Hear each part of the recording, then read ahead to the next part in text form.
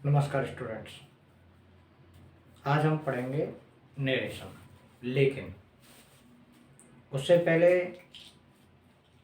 क्योंकि नरेशन जब हम एग्जाम्पल या क्वेश्चन करते हैं या पढ़ते हैं उसमें सबसे ज़्यादा प्रॉब्लम आती है सेंटेंस को पहचानना होता है, कौन सा सेंटेंस है, क्योंकि सेंटेंस के आधार पर ही रिपोर्टिंग वर्ब और कंजंक्शन संबंधी परिवर्तन होता है।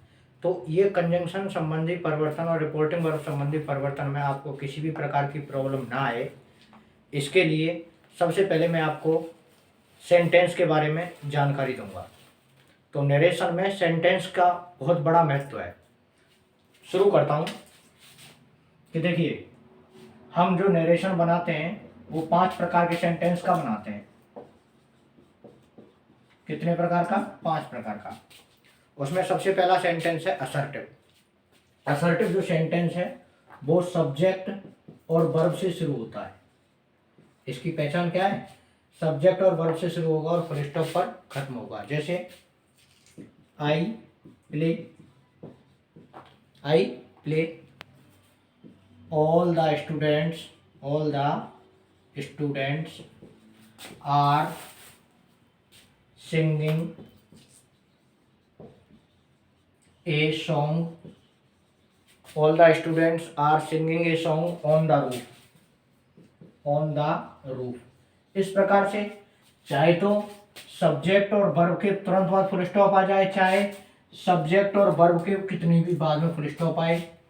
तो सेंटेंस की पहचान यह है कि वह सेंटेंस जो सब्जेक्ट और वर्ब से शुरू होकर फुल स्टॉप पर खत्म होता है वो कैसा सेंटेंस होता है? असर्टिव। तो ये है असर्टिव सेंटेंस की पहचान। दूसरा सेंटेंस आता है आपके लिए इंटेरोगेटिव। कौन सा होता है? इंटेरोगेटिव। इंटेरोगेटिव की मूल पहचान तो क्या है कि वाक्य के अंत में क्या आएगा? प्रश्नवाचक चिन्ह। क्या आएगा? प्रश्नवाचक चिन्ह। ये 2 प्रकार के होते हैं, एक तो हेल्पिंग वर्ब प्लस सब्जेक्ट से शुरू होते हैं और दूसरे होते हैं WH वर्ड से, उसके बाद हेल्पिंग वर्ब और उसके बाद सब्जेक्ट और प्रश्नवाचक चिन्ह पर समाप्त। जैसे have you finished the task, have you finished the task. Helping verb से शुरू और प्रश्नवाचक चिन्ह पर खत्म है, इंटरोगेटिव सेंटेंस हो गया।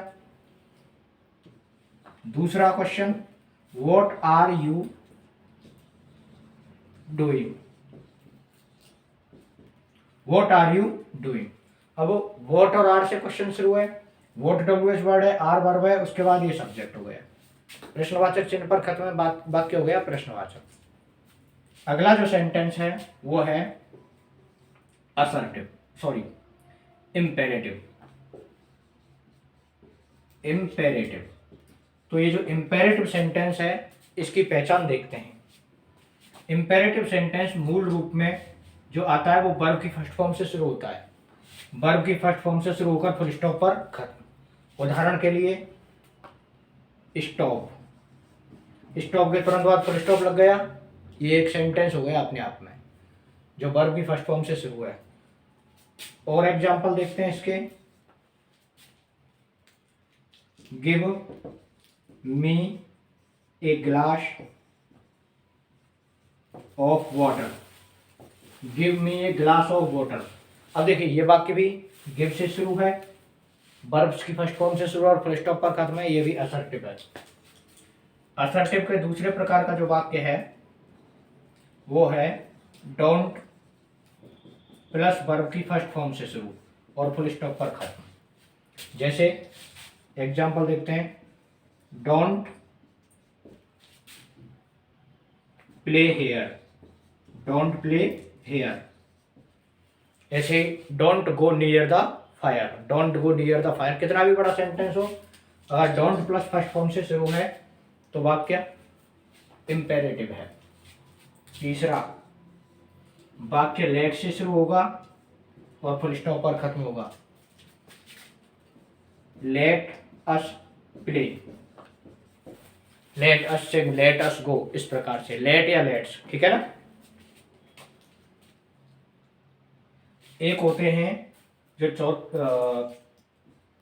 चौथा टाइप है वो है प्लीज या काइंडली और वर्ब की फर्स्ट फॉर्म से शुरू। या तो प्लीज या काइंडली वाक्य के लास्ट में आएंगी या प्लीज या काइंडली शुरुआत में आ जाएंगे और बाकी फर्स्ट फॉर्म से शुरू हो जाएगा वाक्य। Please give me your mobile, उदाहरण देखते हैं। Please give me your mobile. ये हो गए आपके 3 प्रकार के वाक्य। असर्टिव सब्जेक्ट और वर्ब से शुरू, फुल स्टॉप पर खत्म। इंटेरोगेटिव हेल्पिंग वर्ब से शुरू, प्रश्नवाचक चिन्ह पर खत्म, या WH से शुरू, प्रश्नवाचक पर खत्म। इंपेरेटिव वर्ब की फर्स्ट फॉर्म से शुरू और फुल स्टॉप पर खत्म। डोंट वाला डोंट से शुरू होगा। लेट वाला लेट या लेट से शुरू होगा। प्लीज काइंडली और फर्स्ट फॉर्म वाला इसी से शुरू होगा। तो ये हो गए आपके 3 प्रकार के।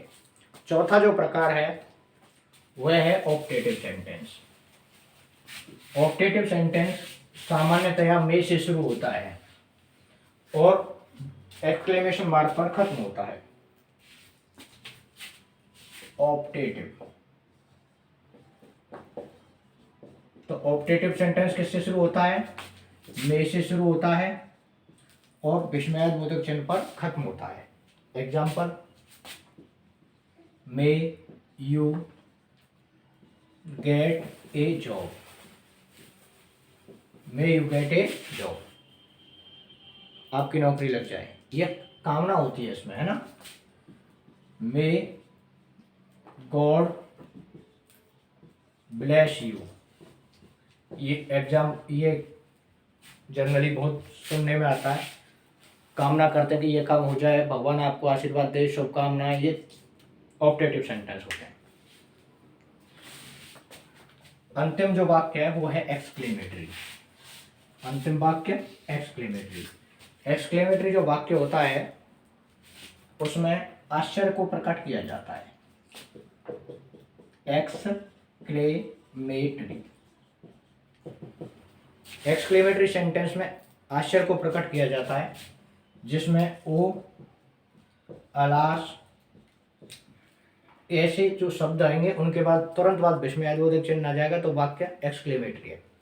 ओ, अलास, हुर्रा, हो रहा के बाद विस्मयादिबोधक चिन्ह है। उफ है, उफ के बाद में चिन्ह, आह के बाद में चिन्ह, है ना। वोट के बाद में चिन्ह, या फिर वोट वाले सेंटेंस जो कि साधारण सा लगे और लास्ट में विस्मयादिबोधक चिन्ह हो, हाउ या वोट वाले वाक्य में, तो वो भी एक्सक्लेमेटरी सेंटेंस होता है। How beautiful building this is. तो ये है आपके 5 प्रकार के वाक्य।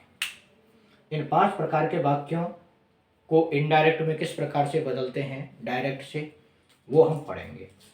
उससे पहले एक चीज और मैं आपको क्लियर कराना चाहूंगा यहाँ पे। उसके लिए टेबल की और आवश्यकता होती है।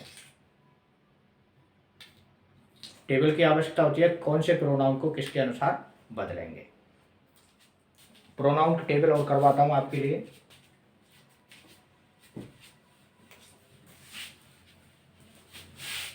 ध्यान रखने की बात यह है प्रोनाउन की टेबल में कि अगर किसी सेंटेंस का सब्जेक्ट हटेगा तो उसके स्थान पर हमें बदला हुआ सब्जेक्ट ही लगाना है। वो तो नियमानुसार बदलेगा, कौन सा किसके अनुसार बदलेगा वो तो अलग नियम है। मेन बात यह है कि हमारे लिए अगर सब्जेक्टिव केस, ऑब्जेक्टिव केस, तीसरा है पजेसिव केस, पसेसिव केस और पसेसिव प्रोनाउन, है ना। ये पसेसिव एडजेक्ट प्रोनाउन और ये पसेसिव एडजेक्टिव, ये प्रोनाउन है। अब देखिए ये हैं, इनको जब हम पढ़ते हैं तो आपको पता है कि ये प्रोनाउन की टेबल है। किसकी टेबल है? प्रोनाउन की। प्रोनाउन की टेबल में तीन प्रकार के प्रोनाउन पढ़ते हैं हम इसमें, जो कि पर्सन में पाए जाते हैं, पर्सन के रूप में फर्स्ट पर्सन, सेकंड पर्सन और थर्ड पर्सन। पॉसेसिव एडजेक्टिव लिख देता हूं इस पे, और ये प्रोनाउन, क्योंकि पॉसेसिव प्रोनाउन की आवश्यकता संभवतः काफी कम होती है हमें। अब इनको देखेंगे, जब हम इनको देखेंगे तो फर्स्ट पर्सन के सब्जेक्ट होते हैं आई और वी। आई और वी। आई का ऑब्जेक्ट क्या होता है? मी। पॉसेसिव प्रोनाउन क्या होता है? माई। और possessive adjective my, possessive pronoun mine. We का ऑब्जेक्ट अस, अवर और अवर्स, है ना। उसके बाद आता है सेकंड पर्सन। सेकंड पर्सन जो होता है वो क्या है? यू है। यू का ऑब्जेक्ट भी यू होता है, और adjective yours, pronoun adjective your और प्रोनाउन योर्स। ओके, क्योंकि देखिए ये जो एडजेक्टिव है ना, एडजेक्टिव के बाद हमेशा नाउन आती है। एडजेक्टिव के बाद क्या आएगी? नाउन। कोई भी नाउन आएगी, हमें सिर्फ इस शब्द को बदलना है उसमें। ओके, उसके बाद है तीसरा पर्सन। थर्ड पर्सन होता है ही। ही का होता है हिम, हिज और हिज। ये जो होगा इसके बाद आएगी नाउन। फिर है शी। शी, हर, हर और हर।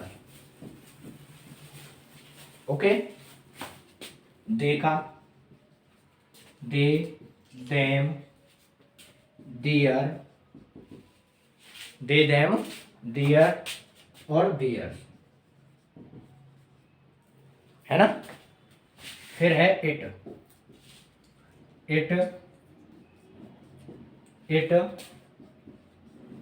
इट्स। इसके बाद में नाउन, इसके बाद में भी नाउन, इसका कुछ भी नहीं होता। तो ये मूल रूप से इनकी हमें वन वंस इनकी भी खैर जरूरत पड़ती है, लेकिन ये मूल रूप से सबसे ज़्यादा इनकी ज़रूरत होती है।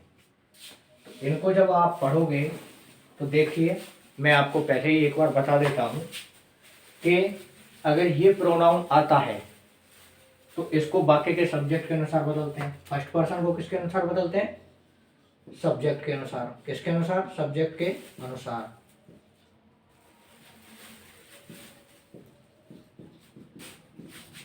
ओके, अब बात आती है ऑब्जेक्ट की, सेकंड पर्सन की। ये बदला जाता है ऑब्जेक्ट के अनुसार। यू के प्रोनाउन किसके अनुसार बदले जाते हैं? ऑब्जेक्ट के अनुसार। अनुसार। तो आई और बी को किसके अनुसार बदलेंगे? सब्जेक्ट के अनुसार, और यू को ऑब्जेक्ट के अनुसार। इतनी सी बात है, और किसी को बदलते नहीं तो और किसी की बात भी नहीं करेंगे हम। अगर मान लो किसी वाक्य का सब्जेक्ट आई या वी हटेगा तो बदला हुआ जो सब्जेक्ट है जिसके अनुसार बदल रहे हैं उसका सब्जेक्ट ही लगाएंगे। ऑब्जेक्ट अगर हटेगा तो उसके स्थान पर ऑब्जेक्ट आएगा। पॉसेसिव हटेगा किसी का भी तो पॉसेसिव आएगा। तो पॉसेसिव के स्थान पर पॉसेसिव, ऑब्जेक्ट के स्थान पर ऑब्जेक्ट।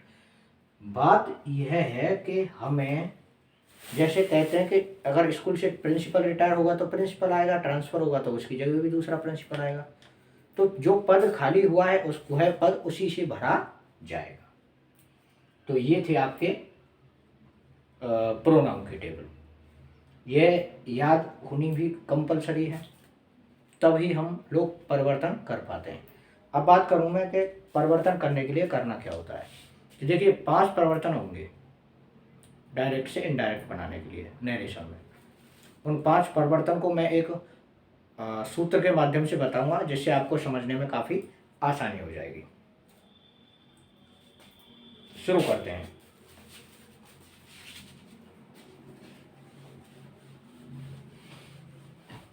नरेशन आप बिल्कुल यूनिक तरीके से पढ़ने वाले हो, डिफरेंट तरीके से। देखिए नरेशन का अर्थ क्या होता है, नरेशन का अर्थ कथन होता है, हालांकि हमें अर्थ की कोई जरूरत भी नहीं है इसके लिए। तो शुरू कर देंगे नरेशन। नरेशन दो होते हैं, कौन कौन से? नरेशन दो होते हैं, एक होता है डायरेक्ट और दूसरा होता है इनडायरेक्ट।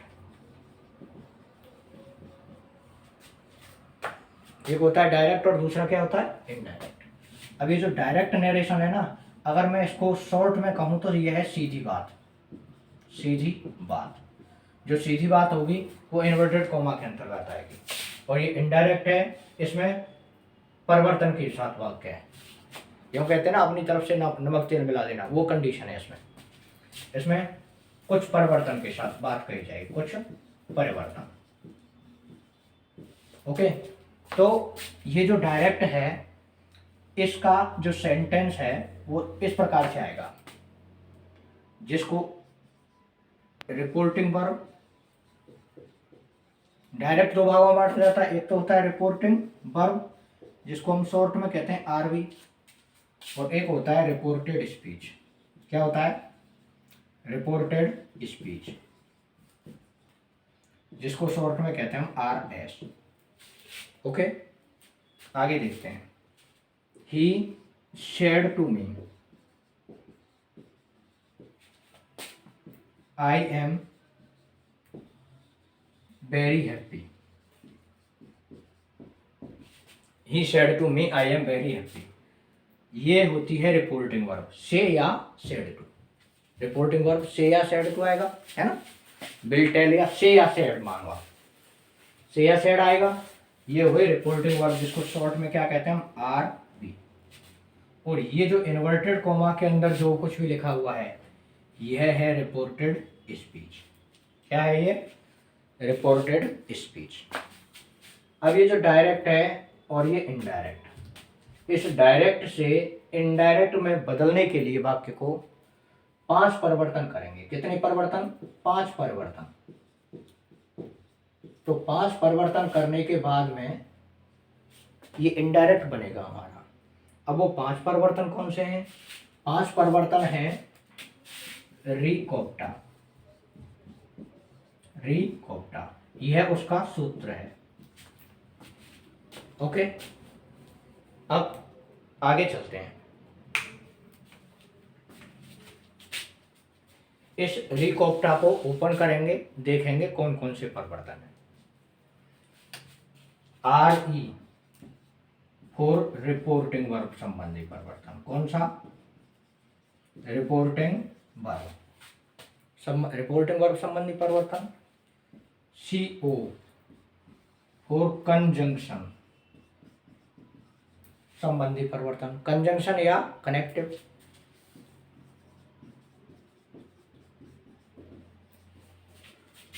तीसरा पी, पी फॉर प्रोनाउन संबंधी परिवर्तन। उसके बाद टी, टी फॉर टेंस संबंधी परिवर्तन, टेंस संबंधी परिवर्तन। और चौथा है ए फॉर एड वर्बियल संबंधी परिवर्तन। ये 5 परिवर्तन हम डायरेक्ट से इनडायरेक्ट बदलने के लिए करते हैं। इससे आगे ये एक बेस हो गया, फॉर्मेशन हो गया आपका। इसके बाद सीखेंगे हम रिपोर्टिंग वर्ब का परिवर्तन। शुरू करते हैं। देखिए, रिपोर्टिंग वर्ब और कंजंक्शन, इन दोनों ही परिवर्तन को मैं एक साथ कराऊंगा आपको, क्योंकि ये दोनों परिवर्तन सेंटेंस के आधार पर किए जाते हैं। किसके आधार पर? सेंटेंस के आधार पर। इन दोनों परिवर्तनों को, फॉर्मूला तो हमारा ये था रिकोप्टा, इसके आधार पर सबसे पहले इधर लिखेंगे हम सेंटेंस, ठीक है। और ये क्या हो गई हमारी रिपोर्टिंग वर्ब। और ये हमारा क्या हो गया, कंजंक्शन। कंजंक्शन। इन परिवर्तनों को देखते जाएंगे और लिखते जाएंगे।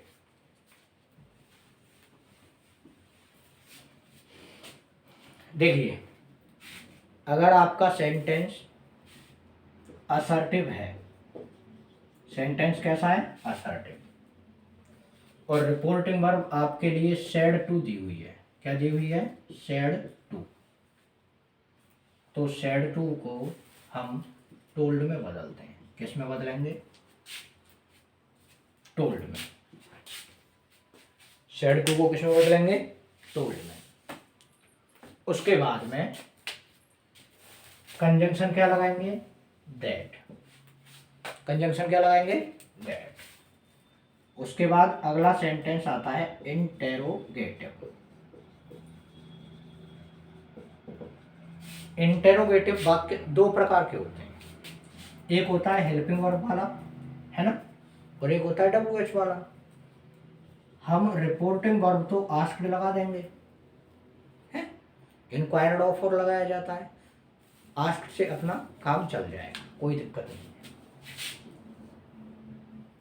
अगर वाक्य हेल्पिंग वर्ब वाला है तो कंजंक्शन लगेगा इफ, है ना, हेल्पिंग वर्ब वाले वाक्य में क्या लगेगा, कंजंक्शन इफ। और अगर वाक्य WH वाला है तो कंजंक्शन क्या हो गया हमारा, WH। Okay, if helping verb वाले में, WH वाले में WH। अगर प्रश्नवाचक वाक्य के अंत में और नोट दिया हुआ है, क्या, और नोट दिया हुआ है, या फिर नाउन अथवा नाउन करी हुई है ना, और नोट या फिर नाउन के बाद और उसके बाद एक और नाउन दी हुई है, तो कंजंक्शन लगाते हैं हम वेदर, क्योंकि वो चॉइस की बात करता है, और चॉइस वाले वाक्य में कंजंक्शन क्या लगाते हैं, देयर, और सॉरी वेदर। कंजंक्शन क्या लगाते हैं, वेदर। इसके बाद में वाक्य आता है हमारा इम्पेरेटिव। क्या है, इम्पेरेटिव। इम्पेरेटिव वाक्य जो होते हैं, अगर वाक्य में रिक्वेस्ट है तो रिपोर्टिंग वर्ब रिक्वेस्टेड कर देंगे। ओके, प्लीज काइंडली वाले वाक्य को। अगर ऑर्डर का भाव है वाक्य में तो ऑर्डर्ड कर देंगे, है ना। अगर सलाह का भाव है तो एडवाइस कर देंगे, एडवाइस्ड। सेड टू को किसमें बदल देंगे, एडवाइस्ड में, है ना। और अगर वाक्य लेट्स वाला है तो सजेस्टेड टू, सजेस्टेड टू। देखिए, इनके साथ टू नहीं लगता, लेकिन सजेस्टेड के साथ टू आता ही है ना। सजेस्टेड टू या प्रपोज्ड, क्या कर देंगे, प्रपोज्ड, और प्रपोज्ड के साथ टू आता नहीं है। और अगर मना हो रही है तो ये तो लेट्स वाले वाक्य में आएगा, सजेस्टेड, लेट्स या लेट अस। ओके, और अगर मना हो रही है तो क्या लगाते हैं, फोर बेड। कौन से में, मना हो रही हो, डोंट वाले वाक्य में। ओके, कंजंक्शन लगाते हैं टू। कंजंक्शन क्या लगाते हैं, टू। लेट्स वाले वाक्य की बात नियम आएगा तब करेंगे। कंजंक्शन क्या लगाएंगे, टू। पहला, दूसरा वाक्य, और उसके बाद ये हो गया तीसरा वाक्य। बात करते हैं हम चौथे वाक्य की। चौथा वाक्य हमारा ऑप्टेटिव। ऑप्टेटिव जो वाक्य है, ये दूसरा था, ये तीसरा, और ये चौथा। ऑप्टेटिव वाक्य में भाव के अनुसार अगर कामना की जा रही है, विश, श्राप दिया जा रहा है तो कर्स्ड है, प्रे, प्रार्थना हो रही है तो प्रे, प्रार्थना हो रही है तो प्रेड, और अगर आशीर्वाद दिया जा रहा है तो ब्लेस्ड। आशीर्वाद दिया जा रहा है तो ब्लेस्ड। कंजंक्शन क्या आएगा? दैट। कंजंक्शन क्या आएगा? दैट। उसके बाद अगला वाक्य आता है ऑप्टेटिव। कौन सा वाक्य है? ऑप्टेटिव। ऑप्टेटिव जो सेंटेंस होता है, सॉरी, ऑप्टेटिव के बाद आता है वह एक्सक्लेमेटरी। एक्सक्लेमेटरी, जो एक्सक्लेमेटरी सेंटेंस है उसमें एक्सक्लेम्ड तो रिपोर्टिंग वर्ब आएगी, एक्सक्लेम्ड विद। अब भाव के अनुसार अगर दुख प्रकट हो रहा है तो हम लिखेंगे एक्सक्लेम्ड विद सोरो। खुशी है तो एक्सक्लेम्ड विद जॉय। अगर आश्चर्य है तो एक्सक्लेम्ड विद सरप्राइज।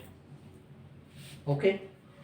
और अगर आपके कुछ भी समझ में नहीं आए हैं कि इनमें से कौन सा भाव है, तो आप रिपोर्टिंग वर्ब सिर्फ एक्सक्लेम्ड लगा देना। एक्सक्लेमेटरी और एक्सक्लेम्ड की स्पेलिंग में अंतर है, इसमें आई है ना। कंजंक्शन इसमें भी दैट आता है। कंजंक्शन क्या आता है? दैट। तो अगर दूसरे रूप में हम देखें शॉर्ट तरीके से, तो देखिए असर्टिव में कंजंक्शन दैट, ऑप्टेटिव में और एक्सक्लेमेटरी में दैट, उन तीन में दैट। इम्पेरेटिव में तो टू आता है और इंटरोगेटिव में या तो WH या इफ या वेदर। ये हो गए आपके कंजंक्शन। तो ये हो गए आपके दो प्रकार। तीसरी बात करते हैं हम। एक तो हो गया रिपोर्टिंग वर्ब का परिवर्तन और दूसरा किसका हो गया? कंजंक्शन का परिवर्तन। तीसरा जो परिवर्तन है, मैंने पिछला जो उदाहरण दिखाया था उसके अनुसार मैं परिवर्तन करके बताता हूँ आपको। He said to me I am very happy. सिर्फ मैं आपको दो परिवर्तन करके बताऊंगा इस नियम के अनुसार। तो देखिए वाक्य कैसा है, सब्जेक्ट और वर्ब से शुरू है तो वाक्य असर्टिव है, तो सेड टू को तो किस में बदल देंगे? टोल्ड में। He told me.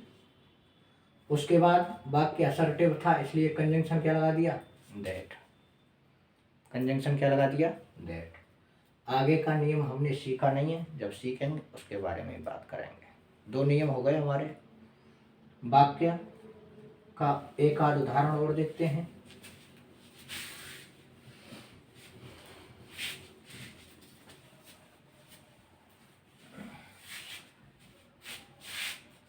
My friend said to her, are you fool?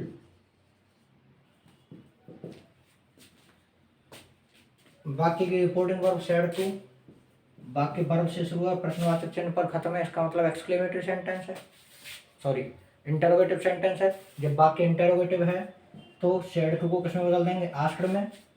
Helping verb से शुरू है इसलिए कंजंक्शन क्या आ जाएगा? इफ। ये हो गया आपका वाक्य। My friend asked her if. आगे के जो परिवर्तन है वो कर लेंगे। तो ये थे आपके दो परिवर्तन। इसके बाद अगले तीन परिवर्तन अगली वीडियो में बात करेंगे। तब तक के लिए धन्यवाद। अच्छा लगा हो तो वीडियो को सब्सक्राइब करें, चैनल को सब्सक्राइब करें, वीडियो को लाइक करें, शेयर करें। Thank you.